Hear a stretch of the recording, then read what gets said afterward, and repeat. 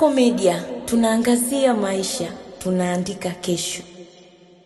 Mahakama Kuu Kanda ya Tanga imewahukumu Hamisi Jamali Mkufya mwenye umri wa miaka 22 na Abdullah Sebo mwenye umri wa miaka 20, wakazi wa Mbugani, kifungo cha maisha jela baada ya kupatikana na hatia ya kosa la jinai la kulawiti msichana mwenye umri wa miaka 16 mkazi wa Mikanjuni ya Tanga. Tukio hilo lilitokea mnamo tarehe 26 Disemba 2023 katika eneo la Mikanjuni ya Tanga. Baada ya tukio hilo, taarifa ziliripotiwa kituo cha polisi Tanga, watuhumiwa walikamatwa na upelelezi kuanza mara moja. Mnamo Disemba 27, 2023 watuhumiwa walifikishwa mahakama ya wilaya ya Tanga kujibu kesi ya jinai kabla ya jalida hilo kuhamishwa Mahakama Kuu Kanda ya Tanga chini ya kesi namba CC namba 27880/2024 mbele ya Mheshimiwa Jaji Kobelo, ambapo alikana mashitaka yao. Baada ya ushahidi wa mashahidi ya upande wa mashtaka kusikilizwa, mnamo Oktoba 16, 2025 mahakama iliwakuta watuhumiwa wote na hatia na kuwahukumu kifungo cha maisha jela. Nikusihi mtazamaji wa Kasako Media, unaweza kutufuatilia kupitia mitandao yetu mbalimbali ya kijamii ambapo Instagram na Facebook ni Kasako Media.